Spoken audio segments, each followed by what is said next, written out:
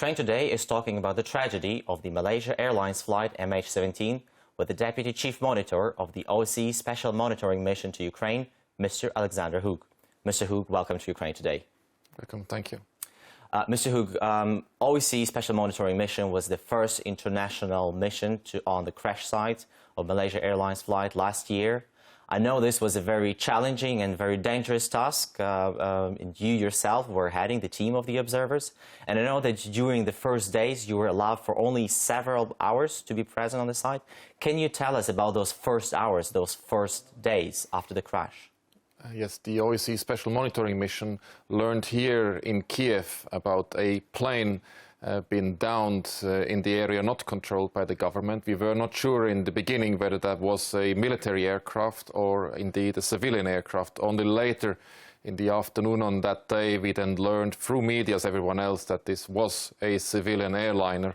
We then decided through the night to put together a team. The mission was very small at the time. And venture with the team towards the crash site.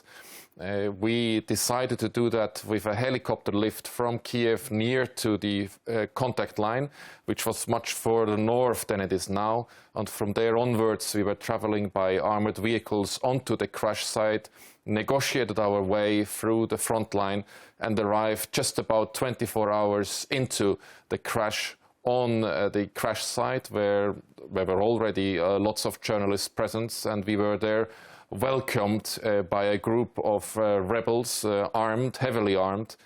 We were not welcomed nicely. We only could spend a few minutes, as you wish. I think it was half an hour on that first day, on a stretch of approximately 150 meters on that famous road that led through that crash site. And in these very first moments, we saw, apart from the debris lying across the field, we also saw, of course, immediately some of the deceased that were lying there exposed to the elements. We returned then to Donetsk city, where we then were discussing the access to the crash site for the following days.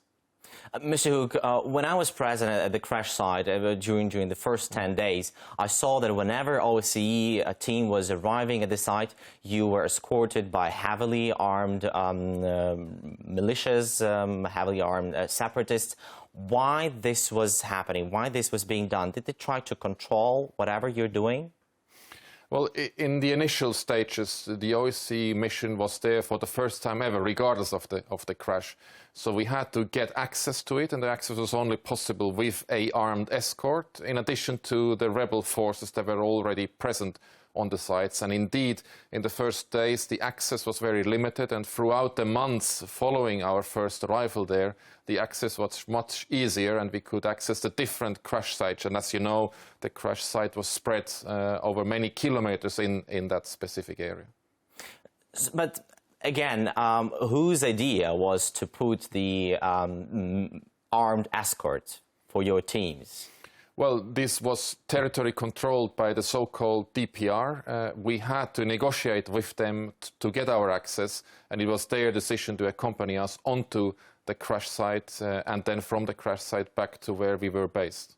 Understood. Mr. Hoog, can you tell the story about those 20 to 30 bodies, according to various reports, which immediately after the crash site were taken to the Donetsk morgue? And I know that some of the journalists who were international journalists who were in Donetsk, they came to check up on this information to the Donetsk morgue. They were detained by the Russia-backed militants, and then these bodies were returned. So what was happening with these bodies?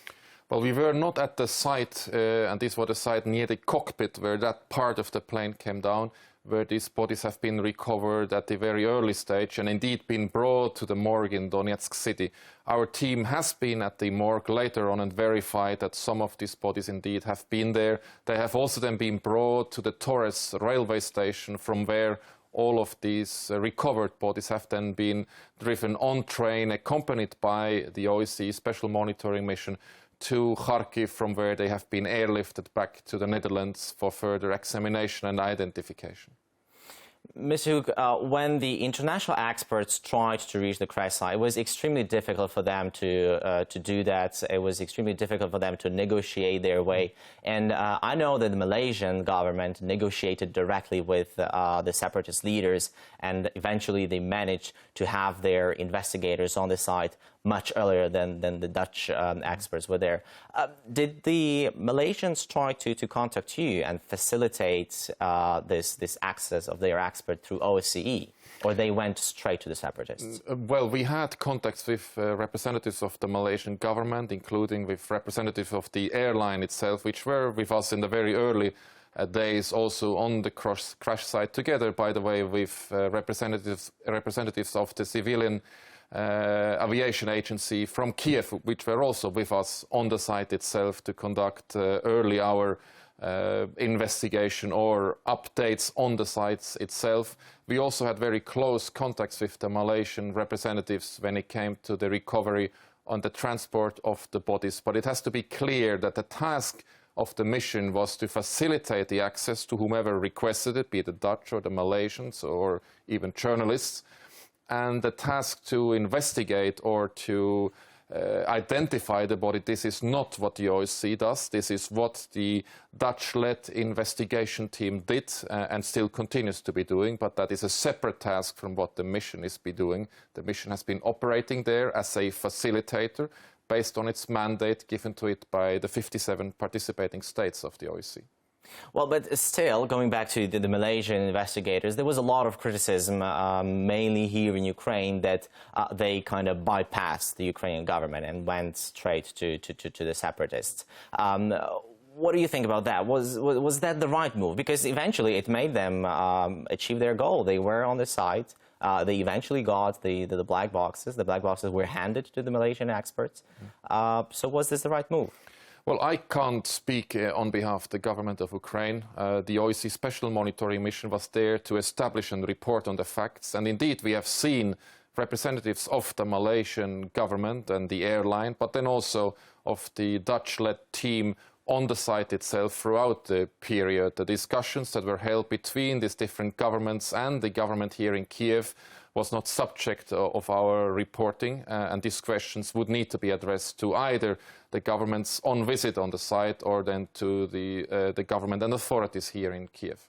Well, can you tell us why it took so long for the Dutch investigators to reach the crash site? It was days after the crash that they eventually managed to get on the site. First, there were only 3 of them. There was initial inspection of the site, and they went back, and then the larger group arrived. So why did it take so long for them to negotiate their way? Because I assume that they wanted to do it straight ahead, but there were some obstacles. So can you shed some light on that? Well, again, I'm also not the spokesperson of the Dutch government. They have their own decision-making process. Yeah, but I assume you were facilitating their access. On behalf of their request, yeah. And we did that all along. They indeed came with a smaller team in the beginning. There were also forensic experts there at the initial stage, also with us at the Torres railway station when then the first bodies were being driven on train, facilitated by us to Kharkiv, where then the Dutch flown them